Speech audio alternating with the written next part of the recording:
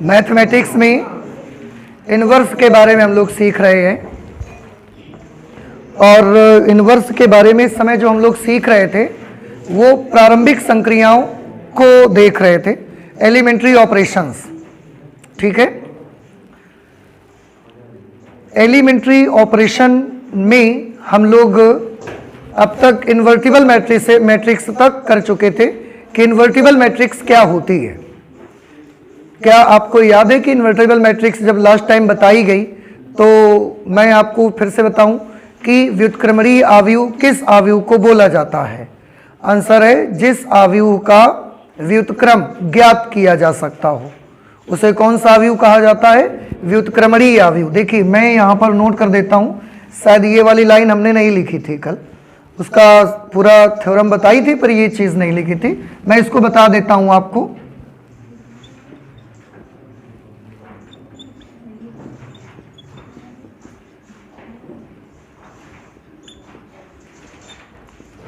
व्युत्क्रमणीय आव्यूह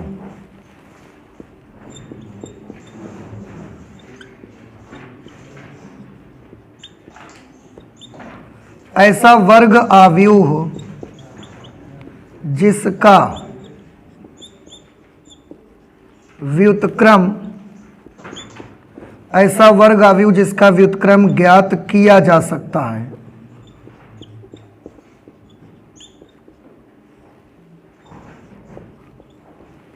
ऐसा वर्ग आव्यूह जिसका व्युत्क्रम ज्ञात किया जा सकता है, जिसका इन्वर्स ज्ञात किया जा सकता है, उसे व्युत्क्रमणीय आव्यूह कहते हैं और अंग्रेजी में इसको इन्वर्टिबल मैट्रिक्स कहा जाता है।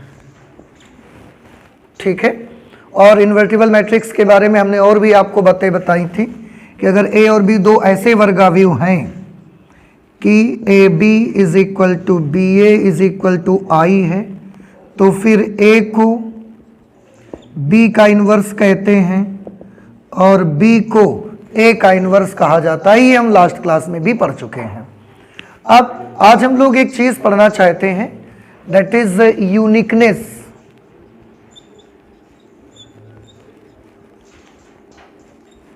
Uniqueness of inverse of a matrix. किसी आव्यूह या व्युत्क्रम की अद्वितीयता, व्युत्क्रम की अद्वितीयता। देखिए बेटा, ये व्युत्क्रम की अद्वितीयता का क्या मतलब होता है? व्युत्क्रम की अद्वितीयता का ये मतलब होता है कि जो हम इन्वर्स निकालते हैं किसी भी स्क्वायर मैट्रिक्स का, किसी भी वर्ग आव्यूह का अगर हम इन्वर्स निकालेंगे तो उसका इन्वर्स एक इन्वर्स निकलेगा या एक से ज़्यादा इन्वर्स उसके हो सकते हैं। थोड़ा सा आप सोचिए मन में, क्या क्वेश्चन मैं बोल रहा हूँ आपको कि आपके पास एक स्क्वायर मैट्रिक्स है और ऐसी मैट्रिक्स है जिसका व्युत्क्रम का अस्तित्व है, क्योंकि व्युत्क्रम अगर एग्जिस्ट करेगा तो ही तो निकाल पाएंगे आप। अगर व्युत्क्रम एग्जिस्ट ही नहीं करेगा तो आप उसका व्युत्क्रम नहीं ज्ञात कर सकते। तो अगर कोई वर्ग आव्यूह ऐसा है जिसका व्युत्क्रम का अस्तित्व है तो क्या उसका एक ही व्युत्क्रम आता है या उसके एक से ज्यादा व्युत्क्रम आ सकते हैं? कुछ मेरा क्वेश्चन आपको समझ आ रहे हैं ना? आप फिर से सुनिए, मैं फिर से रिपीट करता हूं।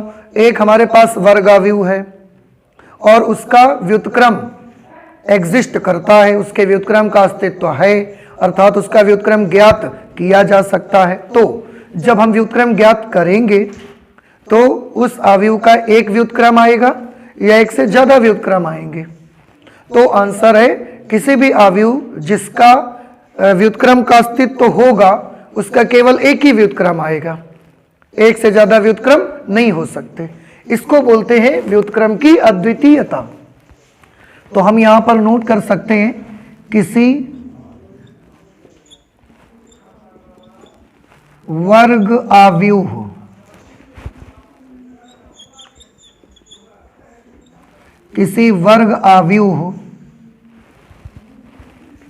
का व्युत्क्रम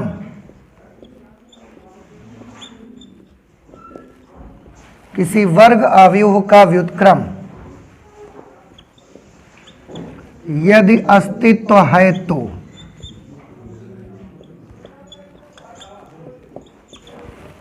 किसी वर्ग अवयव का व्युत्क्रम यदि अस्तित्व है तो अद्वितीय होता है, अद्वितीय होता है। देखिए ये एक बड़ा छोटा सा सेंटेंस हमने यहाँ लिखा, इसको आप समझने की कोशिश करें कि अगर कोई भी वर्ग अवयव है और ऐसा वर्ग अवयव है, एक वर्ग अवयव का जो व्युत्क्रम होता है यदि उसका अस्तित्व है, वर्ग अवयव अगर वर्ग अवयव का व्युत्क्रम निकाला जा सकता है, अगर उस समय की मैं बात कर रहा हूं, किसी वर्ग अवयव का व्युत्क्रम यदि अस्तित्व है तो अद्वितीय होता है। यानी कि एक मैट्रिक्स का एक अवयव का अगर आप इनवर्स निकालोगे तो उसका इनवर्स केवल एक ही इनवर्स निकलेगा, एक से ज़्यादा इनवर्स नहीं आ सकते उसके। कैसे? इसको हम एक छोटी सी लैंग्वेज से यहाँ पर दिखा सकते हैं। आप देखिए, अगर इनवर्स होता है तो उसकी शर्त क्या होती थी? शर्त ये होती थी कि A B is equal to B A is equal to I होता है। तो हम ये कह सकते हैं therefore we can say A is the inverse of B and B is the inverse of A।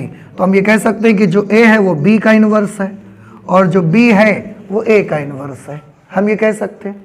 अब हमें तो ये देखना है कि क्या किसी एक मैट्रिक्स के एक से ज़्यादा इनवर्स हो सकते हैं, तो हम उसके लिए मान लेते हैं कि A का एक इनवर्स है C।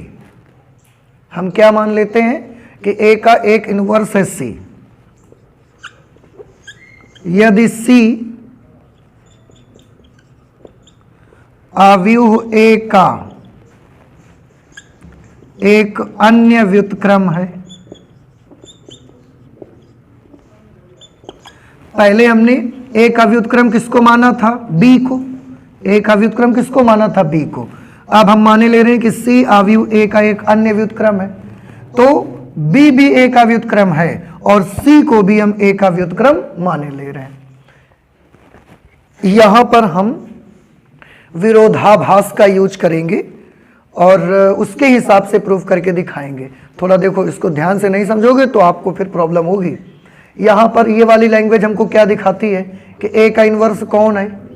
अब हमने क्या मान लिया कि A का एक दूसरा इनवर्स भी है, कौन? C। बात समझ में आई? हम यही तो चेक करना चाहते हैं ना कि A के एक ही इनवर्स होगा या एक से ज़्यादा इनवर्स हो सकते हैं। तो A का एक इनवर्स यहाँ है B और A का एक इनवर्स हमने यहाँ पर मान लिया C। अगर A का इनवर्स C है तो क्या लिखा जा सकता है? AC is equal to CA is equal to I। लिखा जा सकता है कि नहीं लिखा जा सकता? जब B का इनवर्स A और A का इनवर्स B होता है तो AB is equal to BA is equal to I बनता है। और अगर C अवयव A का एक अन्य व्युत्क्रम होगा तो उस समय AC is equal to CA is equal to I भी तो बनना चाहिए। ठीक है, आप थोड़ा ध्यान से देखें।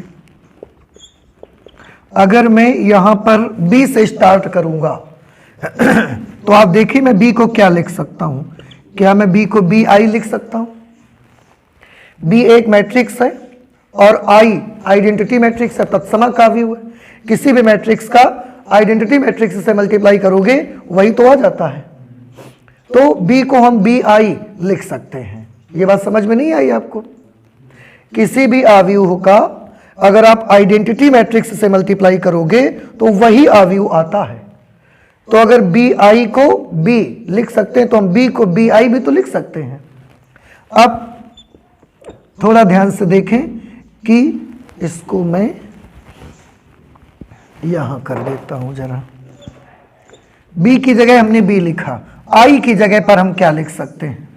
I की जगह पर हम AB लिख सकते हैं, या I की जगह पर, ठीक है, I की जगह AB लिख दो आप। I की जगह पर क्या लिख दो? AB नहीं, आप I की जगह पर AC लिख लो। ऐसे बात बिगड़ जाएगी। थोड़ा ध्यान से देखें, I की जगह पर आप क्या लिख सकते हैं? AC लिख सकते हैं। तो पहले हमने B लिखा और इस I की जगह पर हमने क्या लिख लिया? AC। आप थोड़ा ध्यान से देखें, ये दोनों को मल्टीप्लाई करना है और ये मल्टीप्लाई में आपको याद होगा साहचर्य नियम का पालन करता है गुणनफल। अगर साहचर्य नियम का पालन करता है तो हम इसको बेटा ऐसे भी तो लिख सकते हैं, बी ए इंटू सी लिख सकते हैं। नहीं समझ में आया? बी ए को क्या लिख सकते हैं, बी ए को क्या लिख सकते हैं, आई लिख सकते हैं इंटू सी। अब फिर से बताइए, आइडेंटिटी मैट्रिक्स का जिस मैट्रिक्स से मल्टीप्लाई होता है तो क्या आ जाता है, वही मैट्रिक्स आ जाएगा। तो क्या आ जाएगा, सी। किसके बराबर आ गया ये?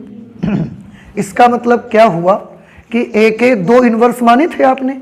ए का एक इनवर्स किसको माना था, बी को, और ए का एक इनवर्स किसको माना था, सी को, और बी और सी दोनों बराबर ही हैं। इसका मतलब ए के दो इनवर्स मान तो लोगे, लेकिन वो दोनों कैसे आएंगे, बराबर। इसका मतलब है किसी का भी इनवर्स आप 50 मान लो, लेकिन वो सब कैसे होंगे आपस में। इसका मतलब हम क्या कह सकते हैं कि किसी का इनवर्स सिर्फ एक ही मैट्रिक्स होगा। आप 50 भी मान लोगे तो सब 50 कैसे आ जाएंगे, इक्वल आ जाएंगे कि नहीं आ जाएंगे। अगर वो सारे के सारे इक्वल आ जाएंगे, इसका क्या मतलब है, आप ये भी कहोगे ए का इनवर्स बी है, फिर आप कहोगे ए का इनवर्स सी है, तो क्या ये दोनों अलग अलग हैं? दोनों अलग अलग नहीं है। इसका मतलब किसी एक अवयव का इनवर्स एक ही अवयव रहेगा। नहीं समझ में आया? आ गया? फिर से सुनिए जरा, अभी आप लोगों को अच्छे से नहीं आ पा रहा है। ए का इनवर्स कौन है यहाँ ए का इनवर्स कौन है? अब ए का इनवर्स बी भी है, ए का इनवर्स सी भी है, लेकिन ये तो दोनों बराबर है। मतलब ए के जितने भी इनवर्स मान लो वो सब कैसे आएंगे, सेम ही आएंगे ना। तो किसी का भी इनवर्स सिंगल एक ही तो रहेगा, अद्वितीय रहेगा, उसके जैसा दूसरा नहीं होगा, यूनिक रहेगा वो। ठीक है, तो इस तरह से हमने क्या प्रूव किया कि किसी भी अवयव का जो व्युत्क्रम होगा, किसी भी अवयव का जो इनवर्स होगा, कितने इनवर्स हुआ करेंगे एक अवयव के, एक ही इनवर्स होगा। आप उसको 50 जगह लिख देने से वो 50 थोड़ी हो जाएगा। इस तरीके से इनवर्स में एक प्रॉपर्टी बड़ी फेमस प्रॉपर्टी है और प्रूव करने के लिए भी एग्जाम में आती है आपके बोर्ड एग्जामिनेशन में, और बड़ी इंपॉर्टेंट प्रॉपर्टी है, उसको कई बार बोर्ड एग्जामिनेशन में देखा गया है। तो अब हम उसको प्रूव कर लेते हैं, थोड़ा सा ध्यान से देखिए आप। प्रॉपर्टी ये है व्युत्क्रम की, प्रॉपर्टी ये है A B whole inverse is equal to B inverse into A inverse. This is the property and we want to prove this property. और ये प्रॉपर्टी आपको एग्जामिनेशन में, जैसा कि मैंने बोला, बोर्ड एग्जामिनेशन में बहुत बार पहले भी आ चुकी है। कैसे प्रूव करेंगे, थोड़ा सभी बच्चे गौर से देखें, इट्स वेरी इजी। अब देखिए, क्या मैं ऐसा लिख सकता हूं कि A B into A B inverse is equal to I? लिख सकते हैं कि नहीं लिख सकते? देखो, ये एक मैट्रिक्स है और ये इसी मैट्रिक्स का व्युत्क्रम है। तो किसी एक मैट्रिक्स और उसी मैट्रिक्स के व्युत्क्रम का मल्टीप्लिकेशन आई के बराबर आता है। जैसे ए बी का व्युत्क्रम है और बी ए का व्युत्क्रम है, तो ए बी का व्युत्क्रम है। इसका मतलब ये हुआ कि बी और उसके व्युत्क्रम का गुणा करने से क्या आता है, आई। और जो बी है वो ए का व्युत्क्रम है, तो ए और बी ए का व्युत्क्रम, तो ए अवयव और उसके व्युत्क्रम का गुणा करने से क्या आता है, आई। तो आप एक चीज हमेशा याद रख लें, किसी भी मैट्रिक्स और उसके इनवर्स का मल्टीप्लिकेशन करने से हमेशा वैल्यू कितनी मिलती है, आई मिलती है। और यहां से देख तो रहे हैं आप, अभी नहीं समझ आया? आप देखो ना, अगर ए मैट्रिक्स है तो बी का इनवर्स ए है ना, हाँ, तो अगर ये मैट्रिक्स है तो ये उसका क्या है, इनवर्स। अब मैट्रिक्स का और उसके इनवर्स का मल्टीप्लिकेशन कितने के बराबर आ रहा है, आई के बराबर। यहां पर जो बी है वो ए का इनवर्स है, तो ये मैट्रिक्स है और ये उसका इनवर्स है, तो मैट्रिक्स और उसके इनवर्स का मल्टीप्लिकेशन कितना आ रहा है, आई। तो बेटा वही तो हमने यहां किया, एक मैट्रिक्स ले लिया और एक उसका इनवर्स ले लिया और दोनों का मल्टीप्लिकेशन कितना आना चाहिए। Now any problem have you? Okay, अब इसको हम एक काम करना चाहते हैं, हम काम ये करना चाहते हैं, दोनों पक्षों में ए इनवर्स का पूर्व गुणन करना चाहते हैं। पूर्व गुणन देखो अभी तक आपने गुणा तो बहुत किया होगा, कोई भी इक्वेशन होती थी, जैसे हमारे पास एक इक्वेशन है 3x + 5y = 7, या कुछ भी ऐसे सिंपल मान लेते हैं 3x = 8 हमने मान लिया। अब हमने बोला इस इक्वेशन के दोनों पक्षों में 5 का गुणा करवा दो। तो आप दोनों पक्षों में 5 का गुणा जब करवाते हो तो बताइए ऐसे करवाना सही रहेगा या ऐसे करवाना सही रहेगा? कैसा सही रहेगा? दोनों ठीक हैं, दोनों ही कैसे हैं? ठीक है, लेकिन आव्यूह में ये नहीं होता, आव्यूह में ये नहीं होता। मैं आपको पहले भी बता चुका हूं, ए बी का मान जो आता है इट इज नॉट नेसेसरी कि वही मान बी ए का आएगा। याद आया बच्चों को? नहीं याद आया? It is not necessary that A B will be equal to B A. इसलिए किसी अवयव का पहले गुणा करना और बाद में गुणा करना इट मेक्स अ डिफरेंस, वो एक अंतर पैदा करता है। इसलिए हम यहां पर क्या करेंगे, थोड़ा ध्यान से सभी बच्चे देखेंगे।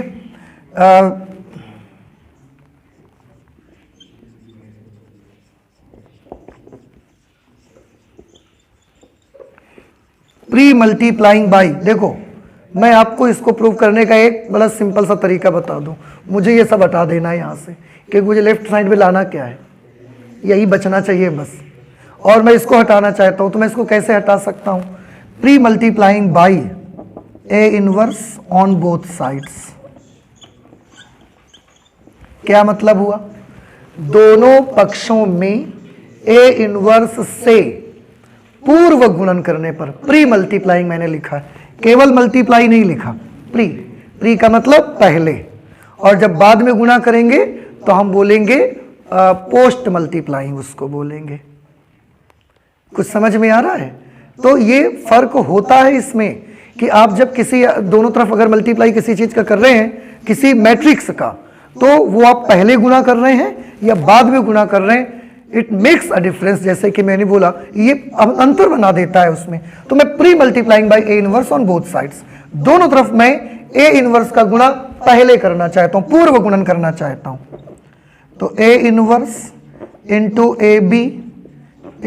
ए B whole inverse is equal to I. नहीं सॉरी, दोनों पक्षों में करना है ना, तो इधर भी तो करोगे आई। अब थोड़ा ध्यान से सभी बच्चे देखेंगे, ये साहचर्य नियम का पालन होता है। तो इस ए इनवर्स के साथ क्या लिख दो? ए, तो A inverse A into B into whole inverse of A B. क्या आपको याद है किसी मैट्रिक्स का आइडेंटिटी मैट्रिक्स से मल्टीप्लाई करते हैं तो क्या आता है? वही मैट्रिक्स, तो क्या आ जाएगा?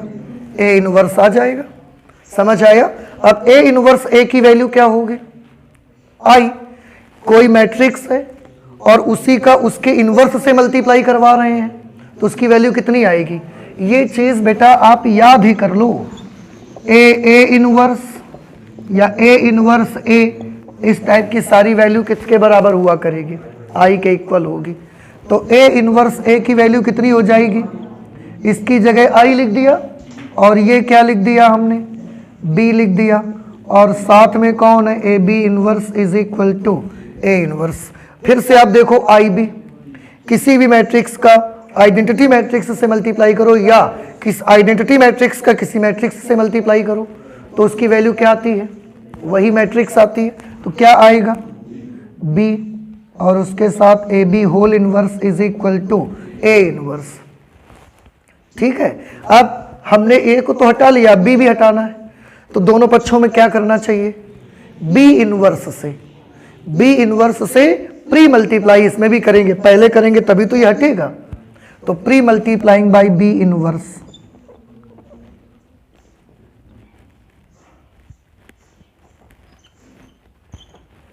Pre multiplying by B inverse on both sides. ठीक है, देखो बेटा इसमें बी इनवर्स को मल्टीप्लाई करिए, तो बी इनवर्स बी, और साथ में ये कौन है? A B whole inverse is equal to B inverse into A inverse लिखना चाहिए या A inverse into B inverse लिखना चाहिए? B inverse into A inverse, क्योंकि प्री मल्टीप्लाई आप कर रहे हैं, पूर्व गुणन कर रहे हैं, पहले रखेंगे उसको हम लोग। ये अब बी इनवर्स बी की वैल्यू क्या होगी?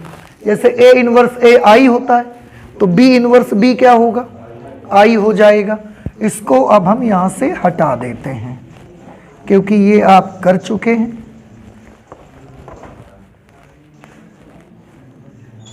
देखिए, तो बी इनवर्स बी क्या बन जाएगा? आई बन जाएगा।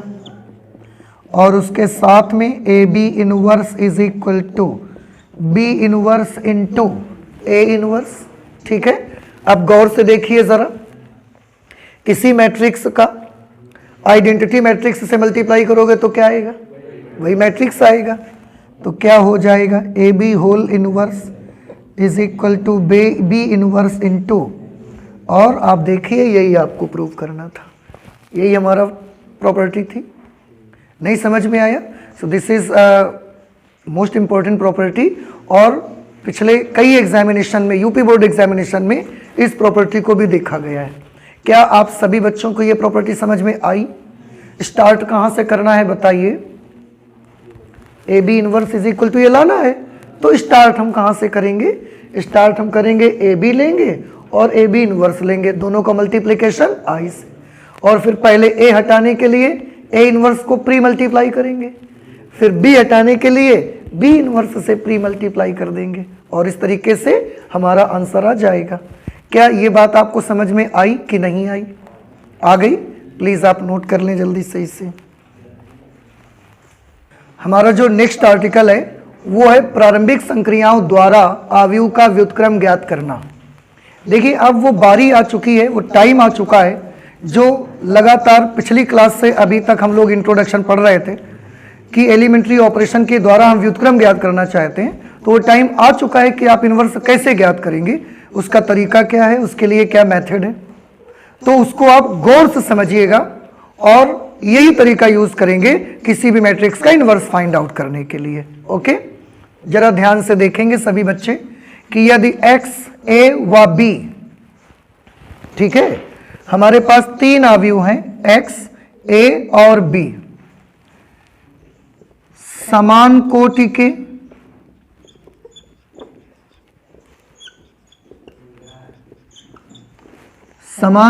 के तीन वर्ग आव्यूह इस प्रकार हों, यदि x a व b समान कोटि के तीन वर्ग आव्यूह इस प्रकार हों कि x is equal to a into B. मान लेते हैं कि x a और b समान कोटि के, मतलब इनके ऑर्डर बराबर हैं और तीनों कैसे आव्यूह हैं? वर्ग आव्यूह हैं। कल भी या पिछली क्लास में भी हम आपसे बता चुके हैं कि अगर इनवर्स एग्जिस्ट करेगा भी तो वो सिर्फ और सिर्फ वर्ग आव्यूहों का ही हो सकता है। आयताकार आव्यूहों का तो इनवर्स एग्जिस्ट नहीं करता, इसलिए वर्ग आव्यूह हम लेके चलेंगे कि यदि x a और b समान कोटि के तीन वर्ग आव्यूह इस प्रकार हों कि x is equal to A B है। अब यहीं पर थोड़ा गौर से सुनिए मेरी बात को। अगर ऐसा है और आप इनवर्स ज्ञात करना चाहते हो तो आपको क्या करना रहेगा, इस मेथड को मैं बताऊंगा। आप दो तरह से इनवर्स ज्ञात कर सकते हो, या तो आप एलिमेंट्री रो ऑपरेशंस का यूज करके इनवर्स ज्ञात कर सकते हो, या तो आप एलिमेंट्री कॉलम ऑपरेशन का यूज करके इनवर्स ज्ञात कर सकते हो।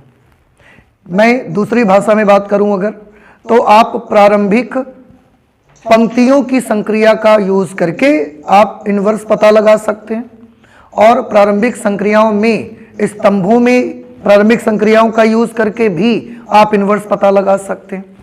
लेकिन एक क्वेश्चन में इनवर्स पता लगाने के लिए एक प्रकार की प्रारंभिक संक्रिया का ही यूज आप करेंगे केवल, और ये जब क्वेश्चन सॉल्व करना स्टार्ट करेंगे तो पहले ही डिसाइड आप कर लेंगे, पहले ही आप डिसाइड कर लेंगे कि इस क्वेश्चन में हमने प्रारंभिक संक्रियाओं में पंक्ति वाला यूज करना है रूल, या प्रारंभिक संक्रियाओं में स्तंभ वाला यूज करना है rule? Elementary row operation use करने हैं या एलिमेंट्री कॉलम ऑपरेशन यूज करने हैं, ये आपको क्वेश्चन में पहले डिसाइड करना पड़ेगा। लेकिन एक बार अगर आप रो या कॉलम से स्टार्ट कर देंगे, तो अगर आपने एलिमेंट्री रो ऑपरेशन स्टार्ट कर दिया तो थ्रू आउट द कैलकुलेशन आपको एलिमेंट्री रो ऑपरेशन ही लगाना पड़ेगा, बीच में कॉलम नहीं घुसेड़ेंगे फिर आप उस पर। और अगर आपने एलिमेंट्री कॉलम ऑपरेशन स्टार्ट कर दिया शुरुआत में, तो फिर थ्रू आउट द क्वेश्चन जब तक उसका इनवर्स नहीं निकल आता तब तक आप एलिमेंट्री कॉलम ऑपरेशन ही लगाएंगे, बीच में रो को नहीं लाना है आपको। ये थोड़ा सा रेस्ट्रिक्शन है आपको इसमें, ये बाउंडेशन आप समझ लीजिए, इतना बंधन आपको रहेगा कि क्वेश्चन जब आप सॉल्व करना स्टार्ट करेंगे, इनवर्स निकालना स्टार्ट करेंगे, उस वक्त क्वेश्चन सॉल्व करने से पहले एक बात आपको डिसाइड करनी पड़ेगी कि इस क्वेश्चन को आप एलिमेंट्री रो ऑपरेशन से सॉल्व करेंगे या एलिमेंट्री कॉलम ऑपरेशन से सॉल्व करेंगे। जैसे हम सब ने डिसाइड किया कि हम इस क्वेश्चन को एलिमेंट्री रो ऑपरेशन लगाएंगे और इनवर्स पता लगाएंगे, तो फिर हम थ्रू आउट द क्वेश्चन जब तक पूरा इनवर्स निकल नहीं आएगा तब तक आप बीच में ये हमसे नहीं कहोगे कि सर आप कॉलम में आप कर दो। Throughout the question elementary row operation ही लगेगा फिर। और अगर एक बार कॉलम से स्टार्ट कर लो तो फिर पूरे में कॉलम वाले ही रूल लगाते हैं फिर उसमें, ठीक है।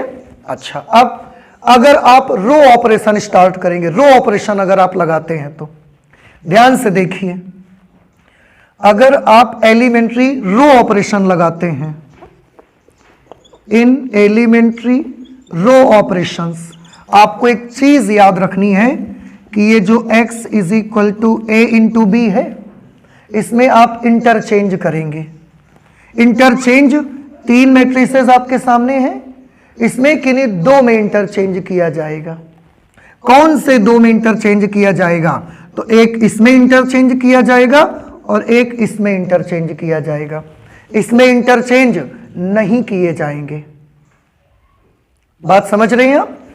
और देखिए, और अगर आपने डिसाइड कर लिया कि हम एलिमेंट्री कॉलम ऑपरेशन यूज करेंगे, एलिमेंट्री कॉलम ऑपरेशन यूज करेंगे, तो जो इस तरीके से ये लिखा हुआ है इक्वेशन आपके, इसमें भी 2 अवयवों में इंटरचेंज किए जाएंगे। एक इसमें इंटरचेंज किया जाएगा और एक इसमें इंटरचेंज किया जाएगा। आप याद रखें, अगर आप एलिमेंट्री रो ऑपरेशन कर रहे हैं तो इसमें और इसमें इंटरचेंज करेंगे। अगर एलिमेंट्री कॉलम ऑपरेशन यूज कर रहे हैं तो इसमें और बाद वाले में इंटरचेंज करेंगे, पहले वाले में नहीं करेंगे। आप ये याद रखिएगा। बात कुछ समझ में आ रही है? नहीं समझ आया? एलिमेंट्री रो ऑपरेशन होगा तो इधर तो करना ही है इंटरचेंज, इन दोनों में किस में करेंगे? पहले वाले में। और अगर एलिमेंट्री कॉलम ऑपरेशन आप कर रहे हैं तो इसमें तो करना ही है, इन दोनों में से किस में करेंगे? बाद वाले में इंटरचेंज करेंगे। ठीक है, इंटरचेंज वाला शब्द बार बार आ रहा है। इंटरचेंज करेंगे, इंटरचेंज करेंगे, क्या करेंगे? इंटरचेंज। इंटरचेंज हम ऐसा करेंगे, ध्यान से सुनना, कि इंटरचेंज हम ऐसा करेंगे कि हम इसको इंटरचेंज करते करते, देखिए हमारा टारगेट क्या होगा? हमारा टारगेट ये होगा कि इसको इंटरचेंज करिए और इंटरचेंज कुछ इस तरह से करिए कि ये बदलते बदलते बदलते बदलते लास्ट में आई बन जाए। आई बन जाए मतलब आइडेंटिटी मैट्रिक्स बन जाए, 1 0 0 1 बन जाए। 3/3 की हो तो 1 0 0 0 1 0 0 0 1 ऐसी बन जाए। इसको कुछ भी हो, ये बदलते बदलते बदलते बदलते क्या बन जाए? आई। हमारा टारगेट इसको आई बनाना होगा और उसके साथ इसको चेंज करते जाएंगे। ये बदल कर कुछ तो बनेगी। भाई आप इसमें और इसमें इंटरचेंज करेंगे। हमारा टारगेट इसको कुछ बनाना है, ऐसा नहीं है। हमारा टारगेट इसको आई बनाना है। उस वक्त ये कुछ बन जाएगी। मान लिया कि ये सी बन जाएगी, मान लिया, क्योंकि बदलाव तो इसमें भी करोगे तो ये बदलते बदलते कुछ तो बन जाएगी कि नहीं बन जाएगी। लेकिन इसमें हम कोई छेड़खानी नहीं करेंगे, इसमें बिल्कुल इसको ज्यों का त्यों रहने देंगे हम। तो ये लास्ट में भी क्या आ जाएगा? लास्ट में भी क्या आ जाएगा? ये बी आ जाएगा। अब दोनों पक्षों में अगर हम बी इनवर्स से पोस्ट मल्टीप्लाई कर दें, प्री मल्टीप्लाई पोस्ट मल्टीप्लाई किससे करना है? बी से करना है। तो क्या होगा आप देखें, I into B inverse post multiply. देखो बी इनवर्स का बाद में गुणा कर रहे हैं, पूर्व गुणन और बाद वाला गुणन अलग अलग है। इसमें भी हमको क्या करना है, सी इंटू बी इनवर्स। अब बी इंटू बी इनवर्स क्या बना लेगा, आई इंटू बी इनवर्स क्या हो जाएगा, B inverse is equal to क्या आ जाएगा, सी। इसका मतलब है कि हमें जो सी आएगा वही बी का क्या बन जाएगा, इनवर्स। तो इस वाली मैट्रिक्स का हमको क्या मिल जाएगा, इनवर्स मिल जाएगा। जो भी यहां पर सी आएगा वो इस बी का इनवर्स होगा। कुछ बात समझ रहे हैं?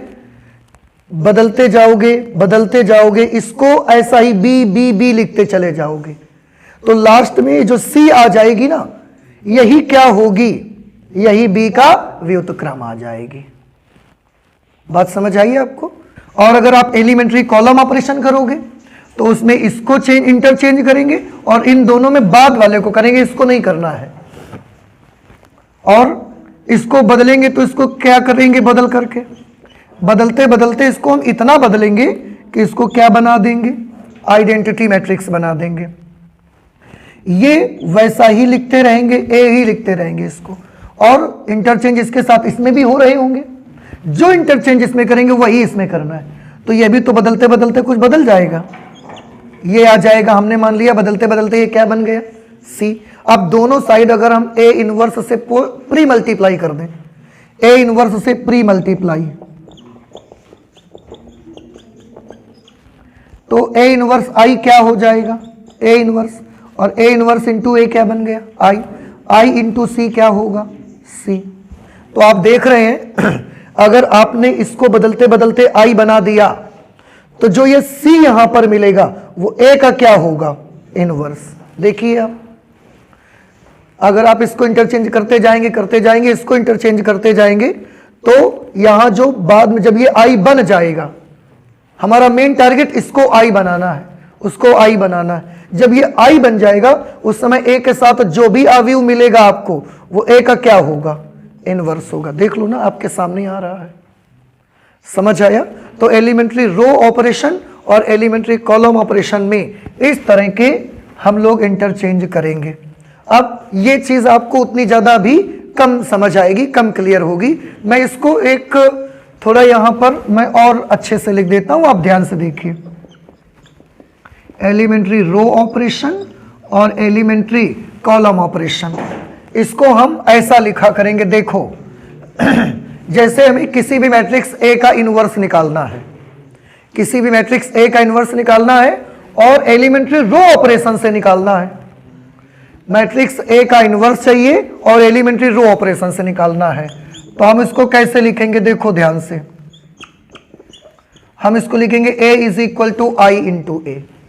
अब आप देखिए, आइडेंटिटी मैट्रिक्स का ए से गुणा करोगे कितना है, ए, तो ए आ रहा है, लिख सकते हैं ऐसा। एलिमेंट्री रो ऑपरेशन है, किसमें किसमें इंटरचेंज किए जाएंगे, इसमें इंटरचेंज किया जाएगा और इसका जो पहला होगा इसमें इंटरचेंज किया जाएगा। ठीक है, इसको हमारा टारगेट क्या होगा बताइए, हमारा टारगेट होगा इसको इंटरचेंज करते करते करते करते आई बनाना। उस समय इसमें जो इंटरचेंज हो रहेंगे तो उसकी वजह से कुछ बदल जाएगा, ये बाई चांस ये बदल के बी बन गया और इसको हम ज्यों करते हैं वैसा लिखा रहेंगे। तो आप क्या देखेंगे आप ये देखेंगे, अभी मैंने बोला जब ऐसा आ जाएगा, ऐसा आ जाएगा आई बराबर सी बी, तो उस समय जो सी होगा वो बी का क्या बनेगा, इनवर्स। ऐसे ही यहां पर जो बी होगा वो ए का क्या होगा, इसलिए A inverse will be equal to B. और अगर आप एलिमेंट्री कॉलम ऑपरेशन स्टार्ट करेंगे तो आप उसको कैसा लिखेंगे, ए आई, उसको आई ए नहीं लिखेंगे। फिर आप, कुछ मेरी बात समझ आ रही है आपको? ये बहुत ध्यान रखिएगा, इनका बहुत अच्छे से यूज करना है। तो जब आप एलिमेंट्री कॉलम ऑपरेशन लिखेंगे तो इसी को ए इज इक्वल टू ए आई लिखना है, आई ए नहीं लिखना है आपको। और उस वक्त क्या करना है बताइए, इसमें इंटरचेंज करना है और इसमें इंटरचेंज करना है। इसको इंटरचेंज करते करते क्या बना देना है, आई। इसको क्या लिखना है, इसको लास्ट तक आपको ए ही लिखते रहना है। और इसको भी इंटरचेंज करते करते कुछ बन जाएगा। बाई चांस मैंने मान लिया ये बी बन गया। हमारा टारगेट इसको इंटरचेंज करके कुछ बनाना नहीं है, हमारा टारगेट इधर वाले लेफ्ट साइड का इंटरचेंज करके आई बनाना है। लेकिन उस समय ये बदलते बदलते कुछ तो बन जाएगा ना।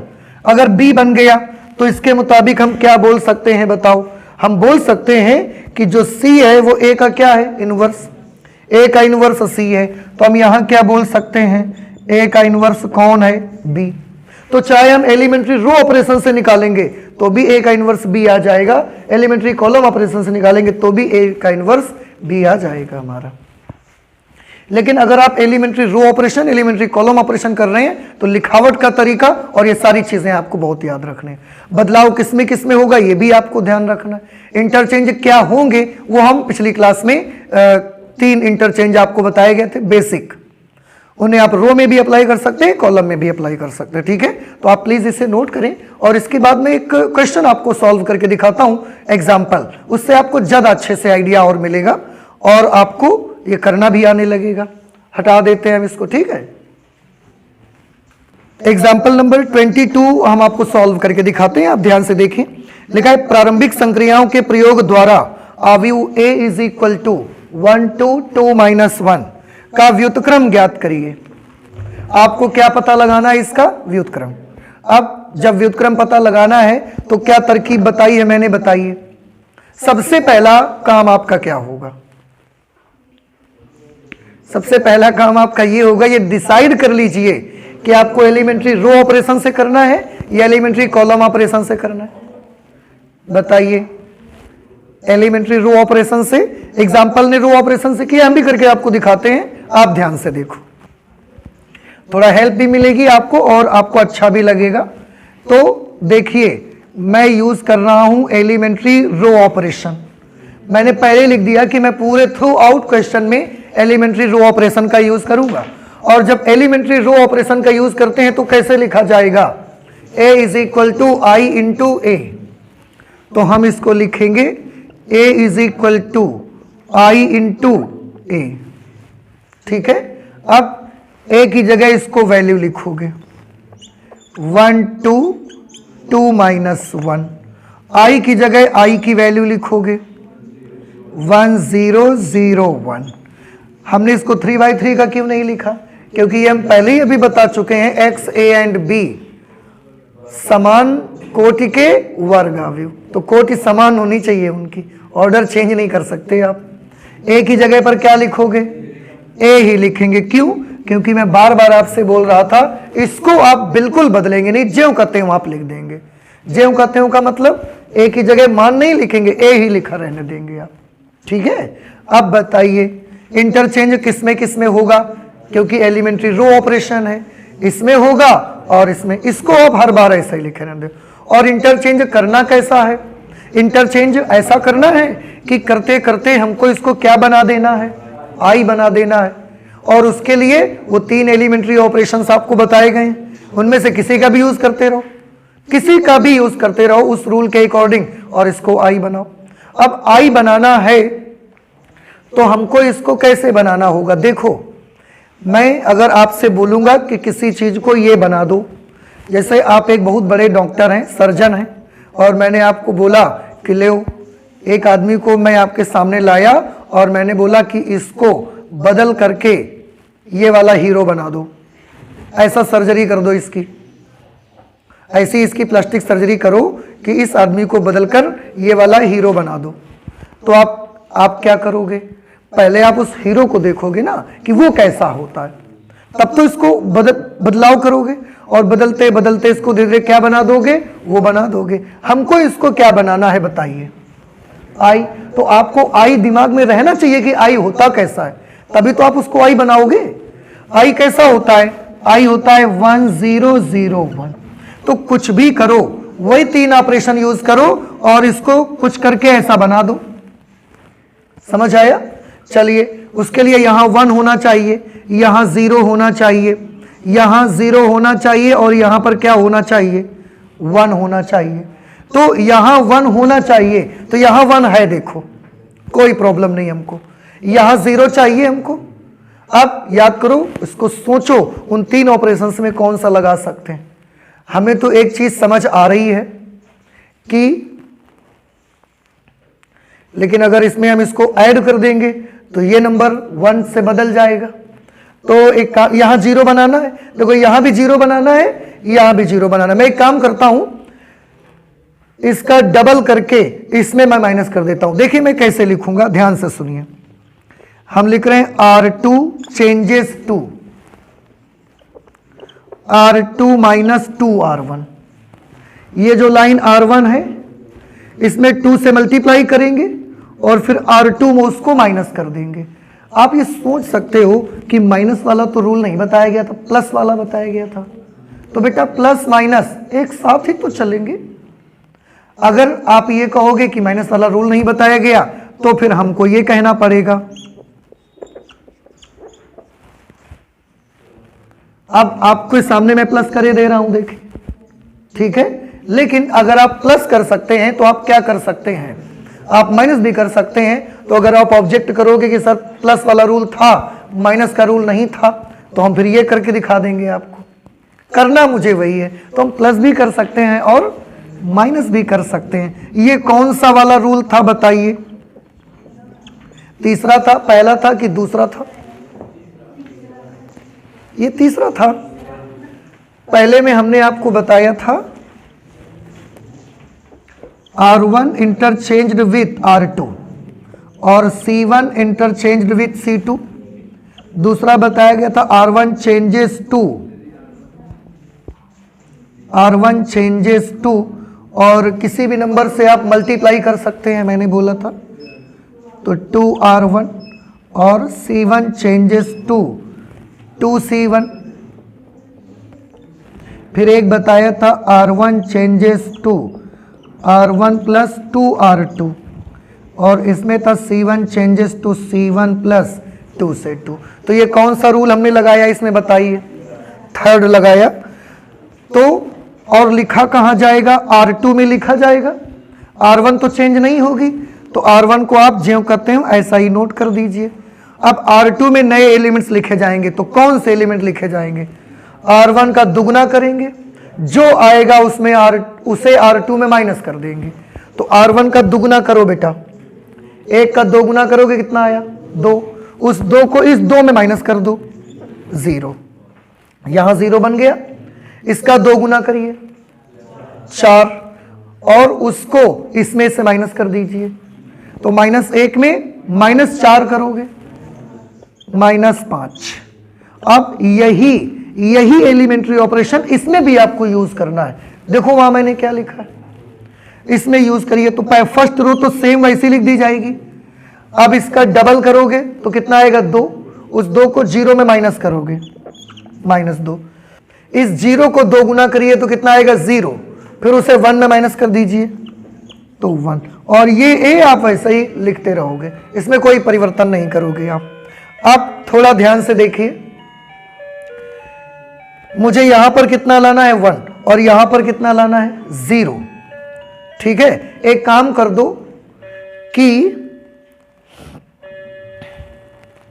ऐसा काम कर देते हैं कि यहां पर -5 से डिवाइड कर दो आप, ठीक है, या केवल 5 से करोगे तो फिर एक बार माइनस करना पड़ेगा, -5 से करो सीधे। देखो मैं कैसे कर रहा हूं, इस रो में मैं करूंगा R1 चेंजेस टू -1/5 इंटू, नहीं sorry, R2 changes to -1/5 R2। हम R2 में क्या करे दे रहे हैं, -1/5 से मल्टीप्लाई कर दे रहे हैं, या तो आप ये समझ लो कि -5 से डिवाइड कर दे रहे हैं। अब देखो मल्टीप्लाई कर रहे हैं या डिवाइड कर रहे हैं, एक ही बात है। अगर आप कहोगे मल्टीप्लाई का रूल था, डिवाइड का नहीं था, तो हम कहेंगे तो फिर -1/5 से मल्टीप्लाई कर दो। और अगर आप कहोगे नहीं डिवाइड भी चलेगा, तो हम कहेंगे -5 से डिवाइड कर दो। तो फिर बात एक ही है, चाहे जिधर से आप सोचेंगे उसको। तो हम R2 में क्या करना चाहते हैं बताइए? R2 में -5 से डिवाइड करना चाहते हैं। समझ आ गया? और जो कुछ हमको मिलेगा वो कहां लिखेंगे? R2 में लिखेंगे। R1 तो हमारा बदलेगा नहीं, तो पहले R1 ही नोट कर दो आप, 1 2। अब R2 में -5 से डिवाइड करके लिख दो। इसमें 0 में -5 से भाग देंगे, -5 में -5 से भाग देंगे, 1 इज इक्वल टू, यही इंटरचेंज इसमें भी करो। R1 तो सेम रहेगी, -5 से डिवाइड करेंगे, it will become 2/5 and it will become -1/5 into A। ठीक है भाई? अच्छा, अब अभी भी कुछ बाकी है, हमको इसको कैसा बनाना है? आइडेंटिटी बनाना है, और इसमें 1 0 यहां पर आना चाहिए। अब तो ये काम बड़ा आसान हो गया। R2 का 2 गुना करिए और R1 में माइनस कर दीजिए। देखो मैं क्या करने के लिए बोल रहा हूं, R1 changes to R1 minus 2R2। R2 को 2 गुना करो और जो कुछ मिले उसे R1 में माइनस कर दो। तो किस में लिखा जाएगा? R1 में लिखा जाएगा। अगर R1 में लिखा जाएगा तो R2 तो अनचेंज्ड रहेगी, तो पहले R2 नोट कर दो। जब इसको बदलना ही नहीं है तो इसको नोट कर दो। अच्छा, अब इसमें क्या करना है? R2 में 2 से गुना करो। R2 ये जो है इसमें 2 से गुना करो, जो कुछ आए उसे 1 में माइनस कर दो। तो 0 में 2 से मल्टीप्लाई करिए, 0, उस 0 को 1 में घटा दो, 1। फिर इसको 2 से मल्टीप्लाई करिए, कितना आएगा बताओ? 1 में 2 का गुना करोगे क्या आएगा? 2, और जो आएगा उसको इस 2 में माइनस कर दो। तो कितना आया था? 2 आया था, उस 2 को इस 2 में माइनस कर देंगे तो कितना आ जाएगा? 0 आ जाएगा। इज इक्वल टू, यही चेंज यहां पर भी, लेकिन सेकेंड रो तो चेंज नहीं होगी बेटा, तो हमने इसको ऐसे ही नोट कर दिया, जैसी की तैसी, ऐसी की ऐसी, जैसी की तैसी, या वैसी की वैसी, आप नोट कर दो, जैसा आपकी मर्जी आए। अब की क्या करना है? अब इसमें आगे, अब इसमें यह करना है कि R2 का 2 गुना करो और इसमें माइनस करो। इसका 2 गुना करोगे कितना आएगा बताओ? 4/5। 1 में उस 4/5 को माइनस करना है, 1 माइनस 4/5, 1/5 माइनस आएगा, प्लस आएगा, 1 माइनस 4/5, 1/5। इसका 2 गुना करिए, अच्छा, -2/5। फिर 0 में -2/5 को माइनस करिए, +2/5। ठीक है? और उसके साथ जो आप A लिख रहे हैं उसमें कोई समझौता नहीं है, वो ऐसे ही लिखा जाएगा। अब थोड़ा ध्यान से देखिए, इसको इंटरचेंज करते करते करते करते करते करते हमने I बना दिया, और जब आप इसको इंटरचेंज करते करते I बना देंगे तो उस समय B जो होगा वो A का क्या बन जाएगा? इनवर्स। तो हम क्या लिख सकते हैं कि ये वाली जो मैट्रिक्स है वो A का क्या है? इनवर्स। आप चाहें तो मैं और भी आपको एक तरह से दिखा सकता हूं।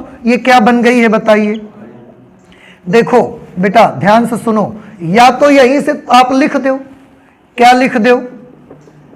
क्योंकि ये वाली मैट्रिक्स A का क्या बन चुकी है, तो आप डायरेक्ट लिख दो A inverse is equal to, A inverse is equal to 1/5, 2/5, 2/5 -1/5।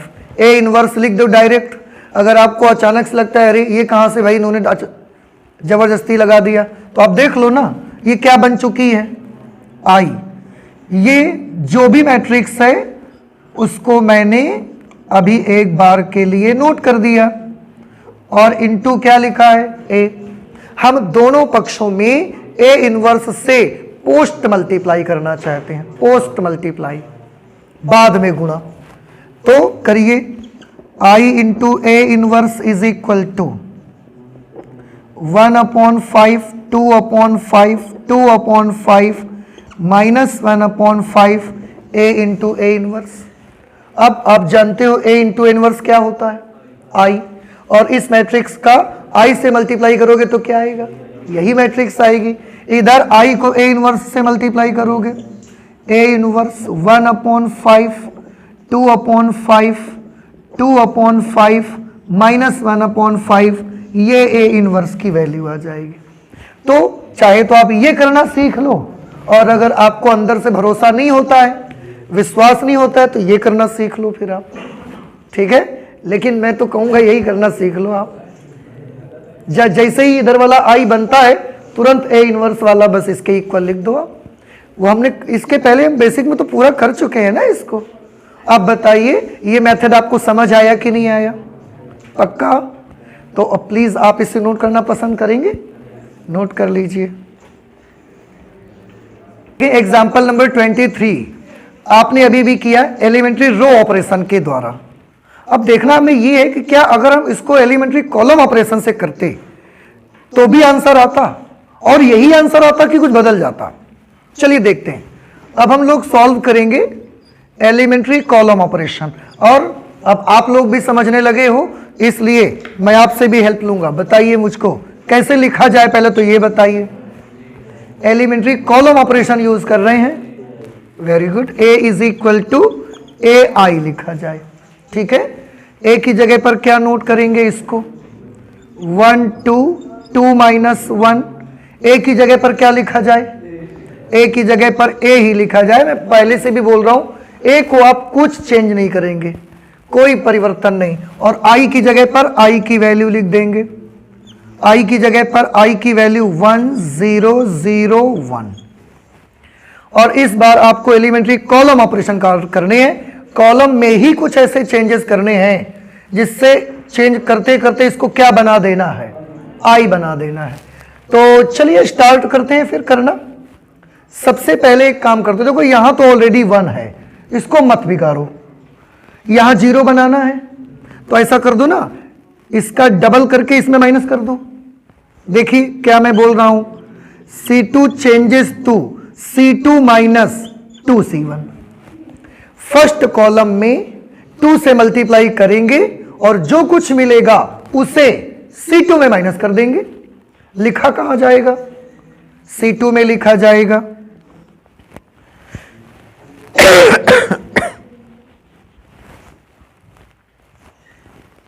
C1 तो अनचेंज्ड रहेगा, तो C1 को 1 और 2 ऐसा लिख दो। अब C1 में 2 से मल्टीप्लाई करके C2 माइनस करते जाओ। इसमें 2 का मल्टीप्लाई करो, कितना आएगा? 2। फिर जो आया उसे इस 2 में माइनस कर दो, तो 2 को 2 माइनस कर दोगे 0।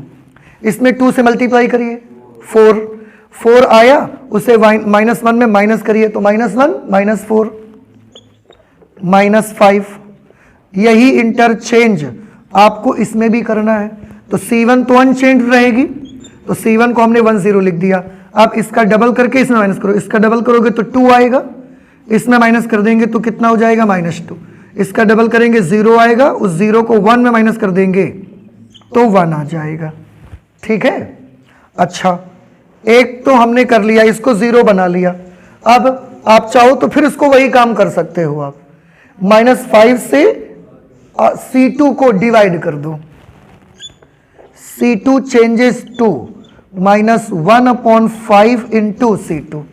चाहे आप ये समझ लो कि C2 में -1/5 से मल्टीप्लाई कर रहे हैं, चाहे आप ये समझ लो कि C2 को हम -5 से डिवाइड कर रहे हैं। और लिखना कहाँ है आपको? C2 में। C1 तो अनचेंज्ड रहेगी, ये अनचेंज्ड रहेगी 1 2। इसमें -5 से डिवाइड करो 0, इसमें -5 से डिवाइड करो 1 इज इक्वल टू A 1 -2 0 1, ठीक है। ओ सॉरी, आई एम सॉरी, इसमें चेंज तो करना है ना, और हमने तो चेंज नहीं किया, वो तो करना चाहिए। 1 0 लिख दिया, इसमें -5 से डिवाइड करना है, देन इट विल बिकम 2/5। इसमें -5 से डिवाइड करोगे तो 1/5, ठीक है। अब क्या बाकी रह गया? इसको 0 बनाना बाकी रह गया, तो C2 का डबल करो और इसमें माइनस कर दो। तो देखो हम इसको कैसे लिख सकते हैं, C1 में माइनस करना है ना, C1 changes to C1 - 2 C2। C2 का डबल करेंगे और C1 में माइनस कर देंगे। चलिए कर देते हैं। C2 तो अनचेंज्ड रहेगी, तो इसमें 0 1 जैसा है वैसा हम लिख देंगे। अब इसका डबल करेंगे और इसमें माइनस कर देंगे, तो 0 का दुगुना करोगे 0